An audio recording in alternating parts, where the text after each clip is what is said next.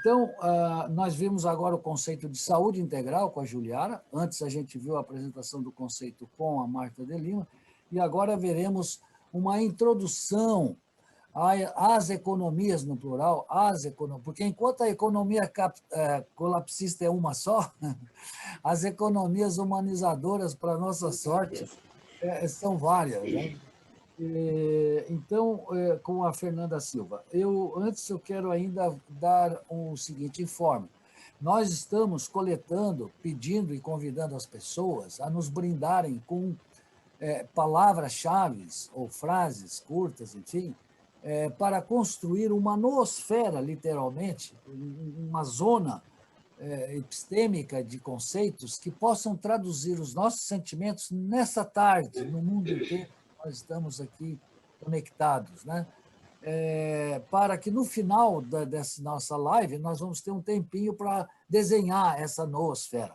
Eu já tenho várias pessoas aqui que já quero informar vocês aí dos palestrantes.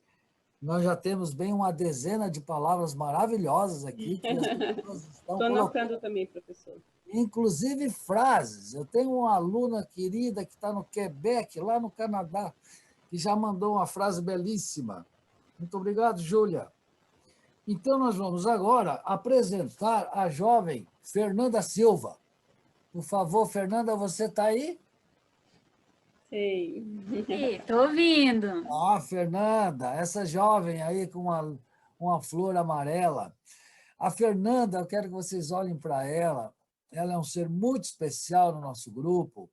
Ela é uma geógrafa formada pela grande universidade estadual aqui de Santa Catarina, a UDESC, e ela desenvolveu no seu TCC, no momento, acho que um trabalho inédito na época que ela realizou esse trabalho, em 2013, acho que foi o primeiro trabalho, Maria, aqui, e Vitória e Julieta, que abordou a teoria geográfica do colapso, desenvolvida pelo Jared Diamond, da Universidade da Califórnia, em Los Angeles. E então ela marcou esse trabalho, né, que foi o colapso das sociedades antigas, anteriores. Mas, além de uma geógrafa implicada com essas questões do colapso, ela é, para nós, uma grande poetisa e uma grande bailarina. Então, a Fernanda é a nossa porta-estandarte das sensibilidades, que é tão importante, tão fundamental no pensamento e na prática transdisciplinar. Fernanda, você, com muito carinho que a gente te recebe aqui. Ela é uma ativista, foi uma das coordenadoras, junto com a Juliara, a Tayana e outras meninas, a Conferência da Juventude Latino-Americana para a COI 11, que aconteceu em Paris em 2015, né? E, enfim, hoje ela também se apresenta como mãe de um jovem ser maravilhoso chamado Arthur da Távola, Arthur da Távola Redonda. Enfim, Fernanda, você também é membro do nosso grupo e está na origem aí das pedagogias da sustentabilidade.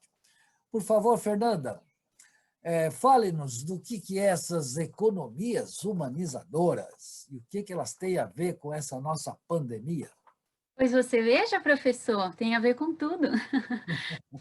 Antes de eu começar a contribuir, eu gostaria muito de agradecer a oportunidade de estar aqui, nesse momento, dialogando com vocês nesse diálogo de saberes, né? É uma grande oportunidade. Eu sinto isso como uma vivência transdisciplinar, né? Nesse diálogo transfronteiriço. Estamos conversando de diversas partes do mundo nesse momento aqui agora. Então, incrível oportunidade que me atravessa o coração e as palavras.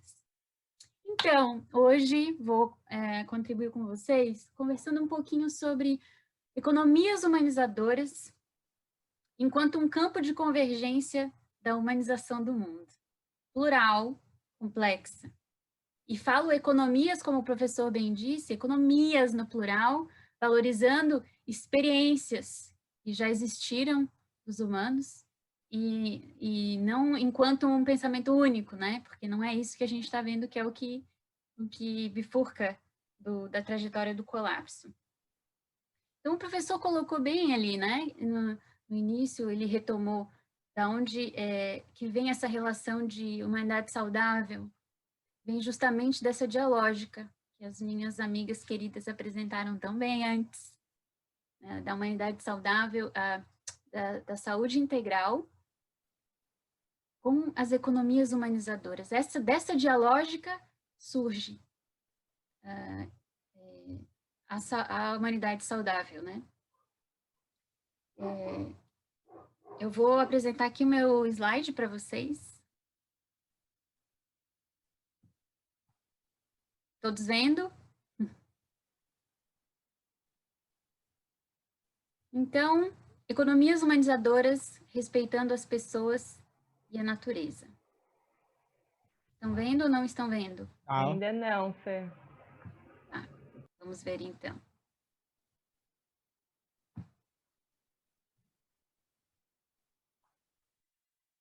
E agora? Agora sim. E agora sim? Então vamos lá.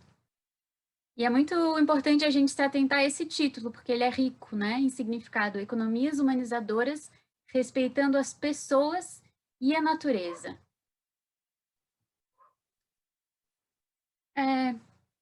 Eu gostaria de iniciar com essa provocação do professor, né, que é justamente essa reflexão.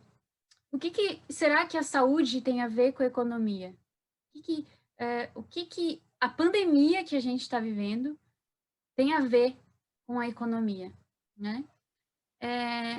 Uma grandiosa experiência que a pandemia nos deixou e nos deixa é que, desde o início dessa pandemia, que foi uma experiência muito nova, para que nós pudéssemos cuidar da nossa saúde pessoal, nós tivemos que interromper as nossas atividades econômicas, ou reduzir, ou se afastar. Então, foi uma relação de separação, né? Então, o que essa pandemia nos revela é que existe uma incompatibilidade entre essa economia que é praticada hoje e a saúde das pessoas. E eu sinto que é muito importante frisar e firmar que existe uma economia associada à pandemia. E é uma economia indiferente ao futuro das pessoas, das próprias pessoas e da natureza, e que produz cada vez mais violência e ainda lucra com isso. E com isso tudo, exclui a perspectiva de futuro entre as pessoas e de toda a biosfera do planeta. A própria pandemia em si surge como uma emergência da prática dessa economia baseada na indiferença com as pessoas e a natureza, e essa cultura da violência que é baseada em medo, ameaça, ganância.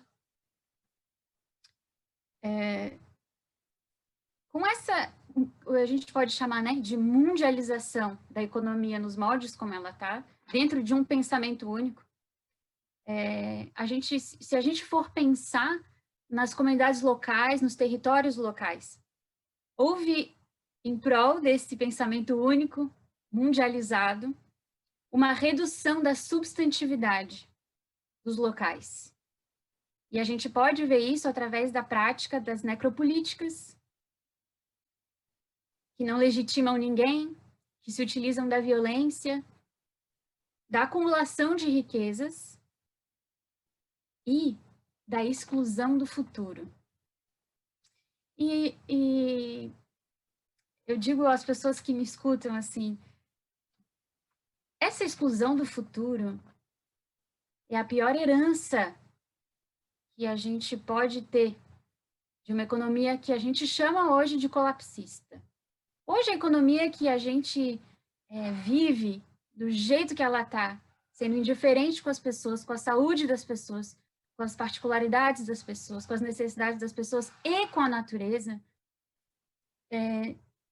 não cabe nenhuma outra adjetivação senão colapsista.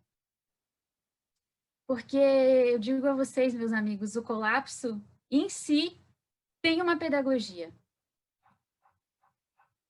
E que eu acho muito interessante, assim, da nossa capacidade de fazer diálogos de saberes e economias de experiência com as coisas que já nos aconteceram enquanto humanidade, é justamente olhar para trás e perceber que antes de nós, houve outras experiências de sociedades que trilharam ao colapso e chegaram ao colapso, né? Então, de que forma a gente pode aprender, olhando para trás, que o que foi feito na iminência do colapso e não colapsar com o que temos hoje, agora enquanto sociedade mundial, né? Enquanto sociedade global, não mais uma sociedade num determinado local 1000 anos atrás, né? Então, existe uma pedagogia do colapso. O colapso é baseado na cultura da violência, uma cultura que é baseada no medo das pessoas, se utiliza do medo das pessoas, se utiliza da agressividade entre as pessoas, dentro, pessoalmente, no seu núcleo familiar, com a sua comunidade imediata e com a sociedade em si e com a natureza. E uma prática da indiferença. Você olha para a natureza, você olha para os bens comuns do planeta, você olha para as águas, mananciais de água, as florestas, os oceanos, as árvores, e você não sente, você tem um vazio de sentimento, e você não se importa. E a dialógica entre a cultura da violência com a prática da indiferença faz emergir uma razão instrumental. Significa que não importa, nada, na verdade, tem valor em si, o que mais importa são os fins justificam os meios. Então, eu posso simplesmente cortar, fazer uma queimada criminosa aqui nos biomas de Mata Atlântica, nos biomas do Pantanal, nos biomas da Amazônia, posso poluir os rios, posso poluir os oceanos, porque eu não me importo com eles em si, eu não os vejo enquanto bens comuns. O que me interessa são os meus fins lucrativos, os meus fins empresariais, os meus fins governamentais, ou, enquanto nas sociedades, né, os seus fins, os fins das elites. E o que é interessante de perceber é que era um outro contexto, mas todas as elites dessas sociedades que colapsaram, das que a gente estudou, tiveram a oportunidade de olhar para o colapso e dar uma resposta cultural diferente, para que bifurcasse desse caminho. Não foi uma coisa que surgiu de repente, eles tiveram tempo para pensar, olhar, que de repente não acabou os pinheiros, ou acabou as matas, ou a gente está começando a ter um agravamento climático em função, sabe? E essas sociedades, essas elites que detinham o poder de decisão pela maioria da sua própria sociedade, escolhiam ser indiferentes, escolhiam não dar uma resposta diferente, uma resposta que tivesse algum senso de pertencimento. E, infelizmente, o colapso aconteceu, é um registro histórico, né? E o que nos alegra pensar é que, dentro dessas sociedades que colapsaram, existiam comunidades que, na iminência do colapso, perceberam a rota do colapso e escolheram deixar de praticar aquilo que os levava ao colapso.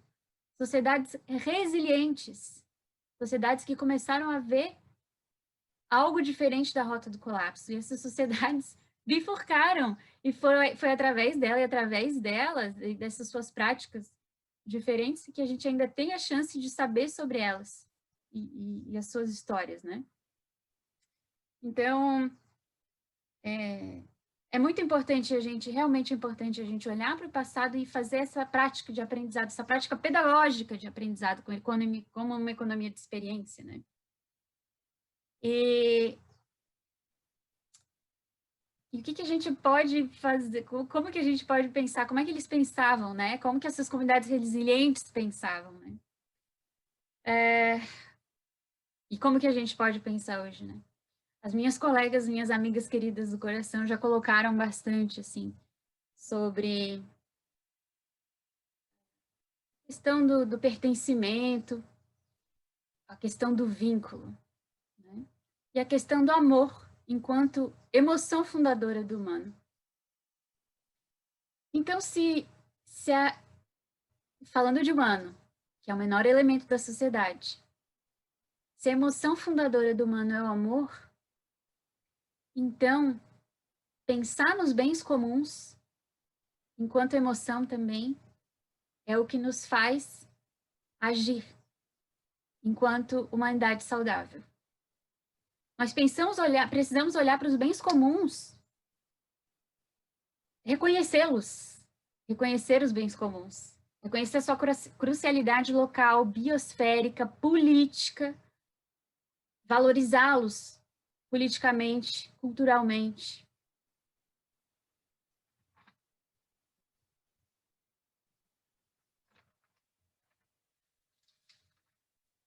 E, sobretudo, precisamos conversar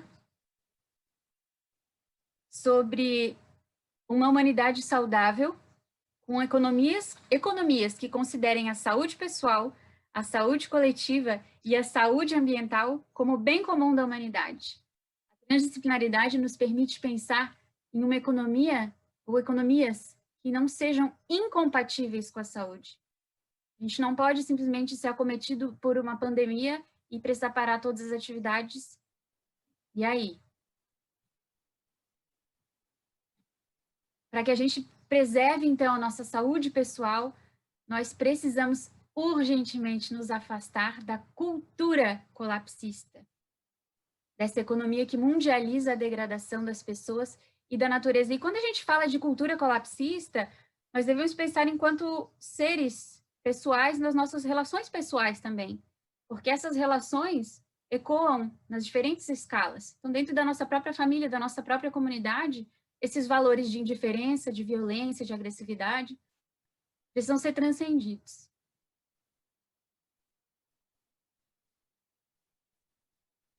Então, que eu acho muito brilhante também, me sinto muito grata de fazer parte desse grupo, de ser amiga dessas pessoas incríveis, e como a Juliara colocou antes, o conceito de saúde integral nos permite compreender que uma humanidade saudável acontece em territórios que assumem a cultura do cuidado com as pessoas, com a natureza e com o futuro. Por isso que é tão importante a gente pensar na cultura do cuidado que elas colocaram com tanta amorosidade.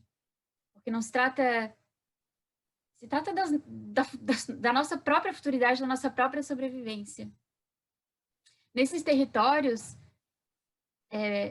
há a prática de culturas humanizadoras e um agir econômico que é integrado com a promoção da saúde das pessoas, com a promoção da saúde da natureza e com a promoção da saúde das futuridades da humanidade do planeta.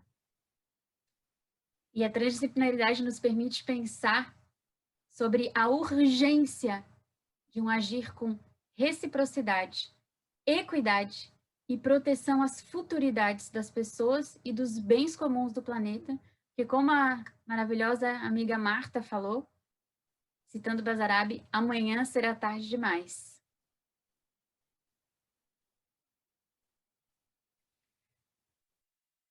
Então, pensando sobre essa experiência das degradações que o professor falou, que nos serve enquanto pedagogia e de aprendizado, né? Nós precisamos pensar em economias que humanizem, que nos tragam, nos façam emergir o sentimento de humanidade, porque a transdisciplinaridade em si coloca muito claramente que a economia deve estar a serviço do humano e não o inverso, que a gente não pode negar que é o que a gente está vivendo hoje, né? Então, dentro dessa lógica de a gente aprender com experiências, eu gostaria de colocar para vocês a experiência da economia civil do Antônio Genovese, que é uma pessoa que viveu num contexto bem desafiador, eu diria, né? O Antônio Genovese nasceu em 1713 e faleceu em 1769, em meio a um contexto feudal de Inquisição. Então, ele viveu a época da Inquisição. E ele era um professor de metafísica e de ética. Então, claramente, os pensamentos dele seriam perseguidos e ele poderia ser queimado na fogueira, inclusive essa ameaça chegou à eminência dele, né? E por sorte, não sei dizer, ele tinha um amigo muito próximo a uma autoridade da Inquisição que o sugeriu que transformasse a sua pesquisa num campo que não fosse tão perseguido. Então, ele inaugurou uma cátedra de economia civil. E ele nasceu e criou essa economia na cidade de Nápoles, na Itália, e a cidade de Nápoles, na Itália, era gerenciada pela Espanha, que tinha a força da Inquisição muito forte. Então, todo esse contexto, dentro desse contexto, por que eu chamo tanta atenção? Porque é um contexto muito desafiador, em que o livre pensar não era permitido, e ainda assim emergiu um conceito de economia civil. Então, Antônio Genovese, o que é tão maravilhoso de se pensar, até antes de colocar, né, o contexto da economia civil é justamente a existência dos bens comuns. É esse legitimar, reconhecer a natureza e as pessoas enquanto substantivos. E o estudo do Antônio Genovese é o resultado da inserção de ética nos processos econômicos. E é isso que é tão maravilhoso de pensar, porque em 1754 existia uma pessoa que pensava em ética nas relações econômicas. E nesse contexto, ele apresenta para a gente as éticas da reciprocidade e da equidade. E imagina, alguém falando de reciprocidade nas relações econômicas na época da Inquisição. E o que é mais incrível de perceber que existe uma inteligência de reconhecer que tudo que determina aquilo que é humano é relacional. E a gente olhar para essa reciprocidade não como uma coisa assim, reciprocidade, existe algo que nos é familiar, né? Não como algo assim, eu vou fazer uma coisa para receber algo em troca, mas é muito mais uma relação de vínculo, de dever, de responsabilidade que a Juliara tão brilhantemente colocou para a gente antes, né? E, na verdade, eu falei que tudo é incrível aqui, né? Porque para mim tudo é incrível mesmo. O Antônio Genovese fala sobre, dentro desse conceito de reciprocidade, o direito natural do humano a ser respeitado. Então, você espera que seja respeitado da mesma maneira como você respeita os outros. E ele fala com muita firmeza que esse princípio precisa estar nas relações econômicas para civilizar o mercado e fazer com que o mercado seja uma fonte de humanização do mundo. Então, para mim, isso é uma coisa maravilhosa de se pensar numa época de Inquisição e, enfim, nos faz refletir que não estamos inventando algo que nunca existiu e ninguém nunca falou antes, né? Ele também fala sobre o princípio da equidade. Então, também, quando a gente fala a palavra equidade, existe algo que reflete em nós que nós já conhecemos de alguma forma, né? E o Antônio Genovese fala sobre esse direito natural do humano a ser socorrido. E isso dialoga diretamente com a estética do cuidado nas relações e nas ações. O direito humano a ser socorrido. As pessoas têm o direito de serem socorridas, elas não têm que pedir o favor de serem socorridas. É uma coisa básica dentro da economia, de acordo com Antônio Genovese, né? Então, existe uma estética do cuidado, de que tanta gente falou antes, a Juliara e a Marta, e a Gabriele vai falar mais depois. E, sobretudo, essa ética da equidade nos permite perceber o reconhecimento do outro como legítimo em sua neurobiodiversidade, ou seja, não importa de onde as pessoas vêm, como elas são, ela é legítima enquanto si e tem o direito de ser socorrida. E a relação que emerge, segundo Antônio Genovese, em 1754, na época da Inquisição, entre a ética da reciprocidade e a ética da equidade é o que ele chama de felicidade pública. É um conceito que está baseado em 3 fenômenos econômicos que dão permanência a uma economia civil. A resiliência das populações, que já foi falado aqui antes também, algumas vezes. O equilíbrio entre uma população muito pequena e uma superpopulação. Uma educação com virtudes, que a população tenha acesso a uma educação baseada em virtudes. E alimentação, o que a gente entende hoje como soberania nacional, baseada numa produção local sustentável de alimentos. Então, isso que a gente fala hoje, tantas iniciativas que a gente fala hoje enquanto solução, alguém pensou na época da Inquisição, soberania alimentar, produção local de alimentos. E ele diz que são esses 3 fenômenos econômicos que dão permanência a uma economia civil. Um estudo robusto de 13 anos. Ele faleceu muito cedo, infelizmente, né? E a partir desse estudo, deixa eu voltar aqui. A partir desse estudo, a gente se perguntou um pouco, né? Bom, 1754, alguns séculos atrás, o que será que aconteceu de experiência humana que conseguia dialogar com éticas que fundassem economias, né? Que no lugar da indiferença, uma economia que não fosse colapsista, que pensasse algo que bifurcasse. No lugar da indiferença, uma relação de reciprocidade, no lugar da ganância, de acumulação, equidade, e no lugar da exclusão do futuro, que é o que uma economia colapsista nos deixa de legado, proteção dos bens comuns. Então, se a gente for pensar numa atualização daquilo que o Antônio Genovese pensou em 1754, os princípios éticos estão aí, a reciprocidade com o sofrimento das pessoas, mas com mais atenção e integrando a degradação da natureza. Equidade com as pessoas e com a natureza. Nos entendendo como seres, igual a Marta falou, seres que dependem do meio, que são parte do meio, que dependem do meio para sobreviver. E da relação entre reciprocidade e equidade, como um terceiro elemento que emerge dessa relação, o que a gente entende como o conceito de futuridade. E futuridade como a carga de futuro que existe, e para mim isso é muito forte, em cada ação no presente. Uma economia colapsista nega o futuro. Então, a gente precisa pensar na carga de futuro que existe em cada ação do presente, pensando na proteção das futuridades das pessoas e da humanidade enquanto coletivo, na proteção da natureza e do planeta.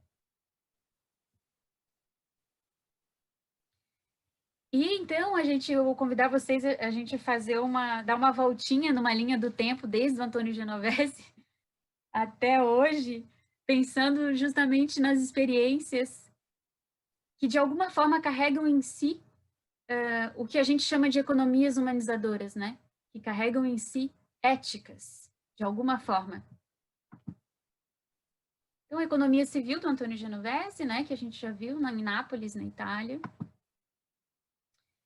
E em 1830, na Inglaterra, com Robert Owen, que nasceu em 1771 e faleceu em 1858, tivemos o prazer de estudar uma dessas experiências, né? Em que essa relação de que quem manda é o patrão e quem obedece é o empregado, foi transcendida um pouco nessa experiência, né? Uma experiência de autogestão em que foi inventada lá em 1830 a moeda local e existiam escolas de formação das crianças. Uma experiência uma experiência econômica mais expressiva fora do capitalismo hoje, né? Existe o que o Robert Owen trouxe em 1830 é o que dá base ao que hoje a gente entende de economia solidária. Então, existem milhões de pessoas no mundo que praticam, e o Brasil também é um grande expoente dessa economia. Vou passar rapidamente para a gente ter o prazer de perceber que há outras experiências, né, ao longo do tempo. Em 1971, nos Estados Unidos, o Nicholas Georgescu Rogan traz a economia ecológica, que é uma resposta acadêmica em relação à indiferença dos impactos que a economia causa no ambiente, né? Também tem uma grande expressão acadêmica e reúne cientistas que estão praticando estudos de balanço energético para mostrar o quanto uma atividade pode ser entrópica, né? Então, em 1981, então, na Suíça, o Walter Stachel, que nasceu em 1943, traz o que a gente entende hoje de economia circular, que foi a gênese dos 3 R's, né, que a gente vê em muitos lugares, sobre a redução, o reuso, a reciclagem, o conceito da diminuição do impacto do comportamento entrópico da economia na natureza, né, que é o que dá a base das atividades, por exemplo, das iniciativas Lixo Zero pelo Mundo. E foi uma economia pensada no impacto, na minoração do impacto, com a valoração do que eles chamam de capital natural.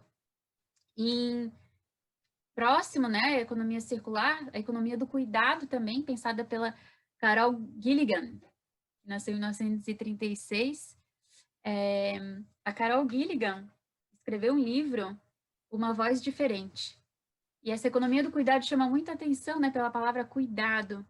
É uma área da experiência humana dada pelo cuidado com as pessoas, com a saúde, os idosos, com as crianças, e é fundamentalmente realizada por mulheres.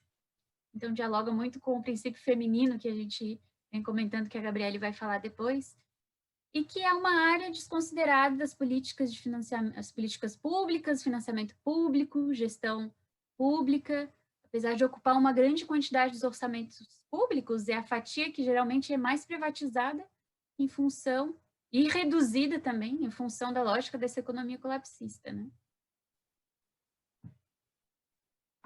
Se a gente for pensar, a economia do cuidado em si está presente, poxa, em tantos serviços SUS, por exemplo, né? E em 1990, a Eleanor Ostrom nos brinda com esse grande e robusto estudo da economia dos bens comuns, e ela, não sendo economista, ganhou o Prêmio Nobel de Economia com um estudo técnico muito importante e vasto, que falava que a administração de um bem comum é mais eficiente quando ela é realizada pelos usuários desse bem do que por órgãos públicos ou empresas privadas. E esse estudo abriu um vasto campo de criatividade no mundo, em várias áreas diferentes, na justiça, na economia, na gestão da natureza, né? Então, existem muitos estudos ainda em vigor, e é muito interessante de se pensar nisso, é bem recente, 1990, né? Em 1991, aqui no Brasil, através da Chiara Lubich, que nasceu nos anos 20 e faleceu agora em 2008, ela pensou na economia da comunhão, que é uma economia voltada ao público católico que tem empresas e seus lucros. E a gente fala que pratica a ética da equidade, como a gente viu ali no Antônio Genovese, e, portanto, ao direito de ser socorrido, porque os lucros em si são distribuídos e investidos na educação e na proteção das pessoas mais fragilizadas, né? Então, uma economia que tem crescido bastante, tem tomado bastante expressão também.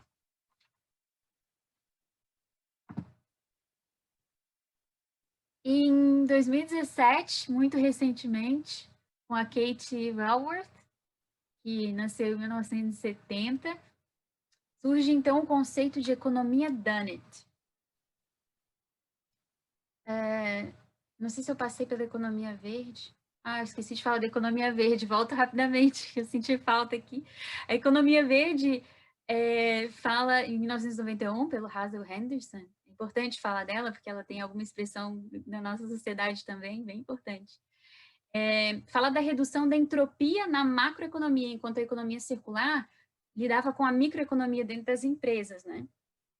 Então, como reduzir a entropia nos processos macroeconômicos como, por exemplo, trabalhar na redução da entropia na oferta dos combustíveis fósseis de uma nação, das infraestruturas de uma nação. É um trabalho bem abrangente.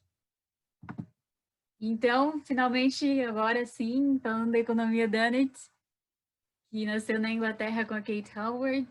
O que é interessante dessa experiência é que existe uma agregação bem interessante entre a questão social com a questão ambiental, quando ela coloca que existe um limite de dignidade do humano, que vocês podem ver aqui, existem 2 círculos concêntricos, né? O limite de dignidade do humano seria o alicerce social. Se ultrapassar para baixo esse alicerce social, chega-se a uma situação de privação humana crítica, em que a gente não quer estar, ninguém merece estar, né? Não é digno estar. E o limite da sustentabilidade da humanidade no planeta, em que acima disso haveria uma degradação planetária crítica. Então, o espaço ideal para a gente sobreviver estaria entre esses 2 limites, seria o espaço seguro e justo para a humanidade. Existe uma visão muito interessante de resiliência também. Eu vou passar rapidamente aqui também para a economia de Francisco, que é a mais recente experiência que a gente está chamando aqui de economia, mas a gente também pode entender como uma cultura, né? Que é uma economia em construção.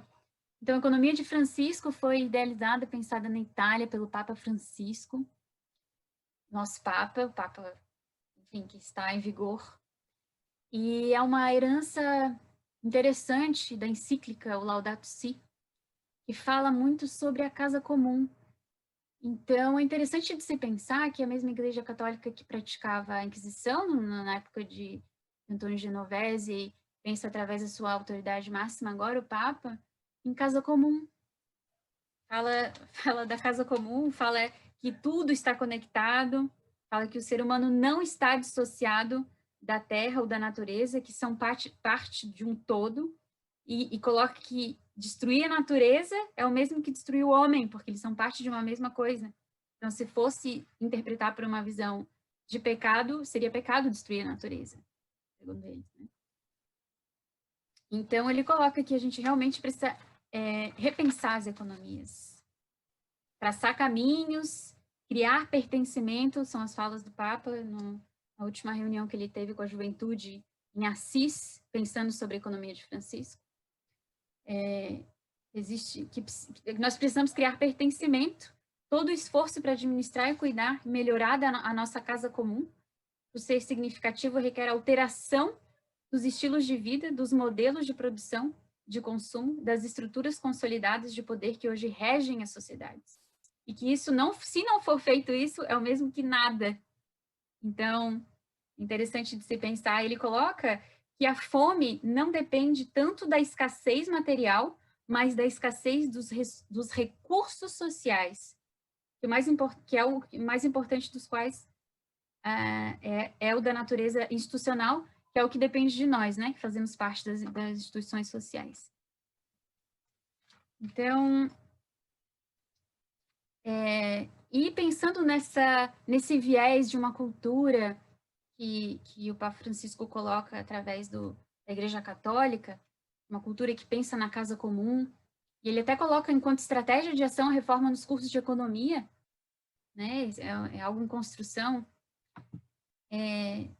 Nós podemos pensar também, agora finalmente falando, de maneira mais abrangente, na cultura do bem viver.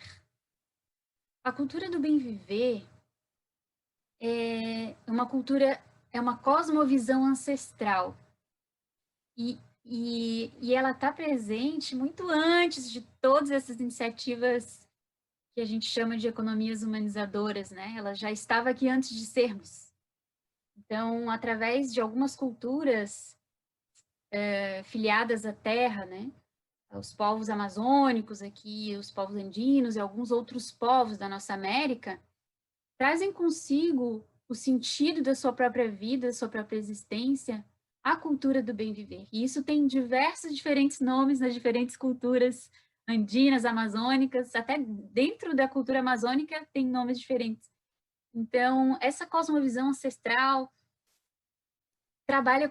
fala de reciprocidade, de pertencimento, de filiação à terra, de relacionalidade, de complementariedade. Então, quando a Juliana fala de complementariedade, que nós somos feitos dela, quando falamos que existe complementariedade dentro do nosso próprio átomo e das relações atômicas na microfísica do nosso ser, nós temos ali uma chave de que a complementariedade é fonte das relações também, né? E isso a gente vê que funciona dentro dos povos, de alguns povos originários filiados à terra. Existe a solidariedade entre os indivíduos e as comunidades, é uma oposição ao conceito de acumulação perpétua, não existe isso de acumulação perpétua. E a cultura do bem viver não vem assim, ela tem surgido agora também dentro dos estudos de alguns técnicos estudiosos. A gente percebe que não é algo exclusivo das comunidades dos povos andinos e amazônicos, né? Outros lugares do mundo falam essa mesma linguagem, a transdisciplinaridade nos permite perceber que o bem viver está presente em muitas outras culturas ancestrais de outros lugares, o Ubuntu na África e tantas outras que a gente não consegue lembrar. E é isso, assim, existe um círculo virtuoso, eu digo virtuoso para a gente não confundir com vicioso, justamente, um ciclo virtuoso em que o próprio caminhar, e isso é extremamente pedagógico, traz os frutos e as indicações para os próximos passos, com cada vez mais essas éticas, essas emergências de diversidade, abundância, respeito, cuidado, amor entre todos os seres. Então, quando a gente fala de amor, não é algo que a gente está inventando agora, né? Existe uma cultura ancestral que pratica isso, né? Então, é ver tudo em equilíbrio e todas as pessoas e todos os seres dessa grande biosfera e desse grande planeta, e o que eles chamam de Mãe Terra, enquanto uma grande teia, em que tudo está interligado. Até existe essa expressão Guarani Tecoporã, que é o que a gente entende como bem viver, fala que somos parte da natureza e não a parte. Que a terra que nos acolhe tem que ser protegida e as espécies que lhe povoam precisam ser respeitadas. E eu trouxe aqui uma frase da Sônia Guajajara, que é uma personalidade importante aqui no Brasil, né? A luta pela Mãe Terra é a mãe de todas as lutas. Então, meus queridos amigos, aqui colocando para vocês o fractal da cultura do bem viver, para ficar muito claro que existe uma dialógica entre a pedagogia do caminho, que é essa escola da vida, a inação, essa ação engajada, constituinte do religare do humano com a cultura e o pertencimento sensível. Uma dialógica da pedagogia do caminho com o sentimento de filiação à mãe, terra. Essa ação engajada original do religare, do humano com a natureza, é pertinência com o sutil. Isso faz emergir a transcendência espiritual, o sentido da vida e o respeito a todas as relações e o agir solidário. É natural que isso aconteça se a gente pratica, né? Então, pensando nisso, nessa importância de aprender com as experiências, com toda essa ancestralidade, com todas essas culturas e entendendo que não existe uma cultura que se sobreponha sobre a outra. Eu gostaria de pensar junto com vocês sobre as estratégias transdisciplinares de humanização da economia. A dialógica do tempo da pandemia está entre o adiamento do futuro e o alargamento do presente. Então, pensando no aqui e agora, que é o que a carga de futuro que temos, né? Que tipos de ações a gente poderia pensar em fazer que poderiam reverberar, assim como as pessoas todas nos fizeram nos reverberar com as suas ações no passado, agora no futuro? Que ações a gente poderia fazer no aqui e agora que pudessem ter essa carga de futuridade? Nós pensamos numa plataforma social de diálogo de experiências das economias humanizadoras, porque se a gente for estudar bem, algumas dessas economias todas que passaram não necessariamente dialogaram umas com as outras. Então, hoje a gente tem tecnologia suficiente para fazer com que exista um diálogo de experiências dessas economias. Pensar nisso enquanto ação estratégica. Pensar também num programa, numa escola de virtudes, em que os conteúdos sejam voltados para a humanização do mundo. Com toda essa carga de conhecimento que a gente trouxe aqui. Uma educação virtuosa, que as crianças têm o direito de poder permanecer sendo seres transdisciplinares, sendo seres sutis e sensíveis, podendo manifestar o melhor de si. E um banco ético, um banco que pense de forma ética, né? Para que essas economias humanizadoras tenham condições de ser financiadas e implementadas, dialogadas, enfim. E com esse entusiasmo que eu digo e que eu chamo, nós devemos nos reconhecer enquanto resgatadores da esperança, sabe? Nesse momento, nesse aqui e agora, valorizando o nosso ser transdisciplinar, a nossa experiência e esse nosso impulso, essa nossa vontade de fazer alguma coisa pelo mundo. Através de uma atitude transdisciplinar que tem uma postura que não muda, uma postura baseada em virtudes, em valores, em reciprocidade e equidade, e atravessa os diferentes níveis de realidade, atravessa os diferentes níveis de percepções, e faz um equilíbrio, um balanço entre a efetividade e a afetividade. Nós temos condições de promover a mudança que a gente quer no mundo, sabe? Nesse mundo em que todas as pessoas que vivem nele têm o direito a uma nacionalidade, a se identificar enquanto ser transnacional. Nós somos filhos, a nossa pátria é a terra, né? A transnacionalidade nos permite perceber isso. Então, eu deixo vocês com a reflexão agora, a gente vai fazer um pequeno diálogo, mas que em breve nós vamos nos aprofundar nisso, nessa sensibilidade, nessa afetividade com a nossa amiga Gabriele. Muito obrigada.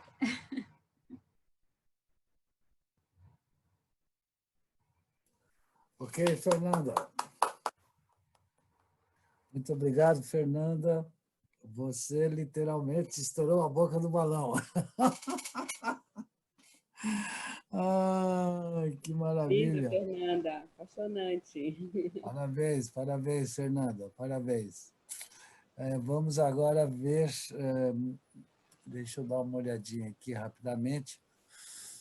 Como é que nós estamos?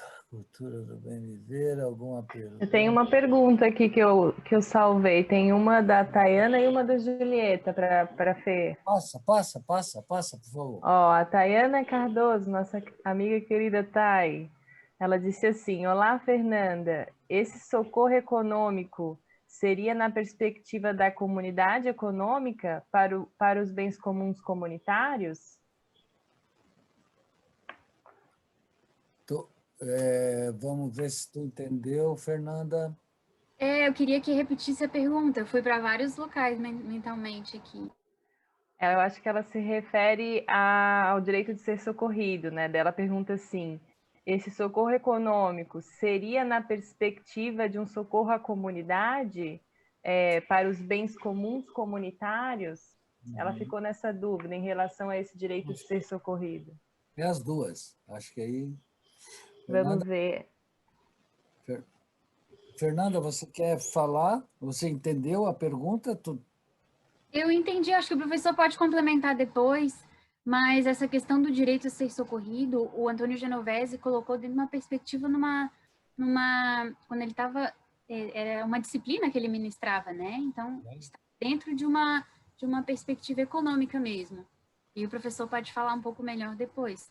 Mas, para mim, o simples fato de pensar que essa palavra reciprocidade está dentro de um viés de pensar econômico, nos dá condição a pensar hoje que reciprocidade é uma ética que precisa estar dentro das relações econômicas. Então, o olhar o outro e legitimá-lo, vê-lo como legítimo, é algo inédito dentro de uma economia, assim, né? Então, aí, se o professor quiser complementar mais. Eu estou entendendo, Fernanda, que a pergunta da Thay é mais para a equidade. Se o socorro é só para as pessoas ou também seria para os bens comuns. E a resposta é essa mesmo, a intuição dela é isso mesmo. Porque o que nós estamos fazendo, Thay, é uma atualização da economia civil pensada por Genovese. Genovese não chega a incluir, em 1754, de forma explícita, o socorro à natureza. Então, esse direito de ser socorrido, em 1754, era com respeito às pessoas. Hoje, atualizando a economia civil, nós podemos perceber que tanto a reciprocidade diz respeito às pessoas quanto à natureza que é expropriada, mas também a equidade. Então, essa é uma novidade do pensamento transdisciplinar na economia. Tá? É pensar que a natureza, que hoje em alguns lugares começa a ser sujeito jurídico, como aqui na nossa cidade, a cidade de Florianópolis hoje tem uma lei aprovada que reconhece a natureza como um sujeito jurídico. Então, agora nós podemos dizer que também a equidade, o sentido de socorrer a natureza, é legal, além de ser legítimo do ponto de vista ético, né? Então, a resposta é sim. A ética da equidade ela se aplica tanto às pessoas e suas comunidades, quanto aos bens comuns que elas ocupam. Ok? Tem mais alguma que tu visse, por favor, Juliara? Sim, tem da Julieta aqui. Ela Diga. pergunta: como se relaciona todo esto com as culturas ancestrales? É importante trazer estes processos de las culturas ancestrales del mundo. Eu creio que ela perguntou isso antes de tu chegar ao final, né, Fefe? Mas se tu quiseres responder, fique à vontade. Respondo com o maior gosto, né? Essa é uma abertura, né? A transdisciplinaridade nos permite nos identificar enquanto unidade aberta ao mundo, né? E permitir esse diálogo de saberes na prática é algo que rico, que pode reverberar e dar um outro tom para a futuridade, né? Hoje a gente vê muitas pessoas de culturas indígenas adentrando o meio acadêmico e quanto mais a gente escuta como é a prática do bem viver deles, a gente percebe como precisamos praticá-lo, né? Então, as culturas ancestrais precisam ser ouvidas de forma equitativa também, né? A gente precisa se perceber, essa filiação à natureza nos permite nos ver enquanto parte do todo. Então, quanto mais a gente se aproxima ao conhecimento ancestral, para além de uma questão só espiritualista, que é maravilhosa, inclusive, diga-se de passagem, aliás, não dá nem para separar, né? A cultura dos bens comuns não vê isso como separado, a cultura dos povos ancestrais, né? Então, legitimar a pessoa filiada à terra, enquanto legítima, escutá-la e estar com todos eles enquanto iguais, enquanto é praticar a equidade, né? E é isso, assim, olhar essa cultura dos bens comuns hoje está sendo vista, já foi estudada no Equador também. Aqui no Brasil, a cultura dos bens comuns é base de algumas iniciativas sociais também, já. Existe o mutirão do bem viver, existe Coletiva Bem Viver. Sociedade do Bem Viver, né? Agora, para a vereança da cidade de Florianópolis, foi eleito um mandato coletivo de mulheres, de 5 mulheres, em que uma delas é da etnia Xoclém. Então, Caigangue. Então, isso nos permite ver como faz diferença, né? A gente está tendo a oportunidade de olhar os preceitos da cultura do bem viver, né? Dentro da política em si. Ok? Ok? Podemos retomar?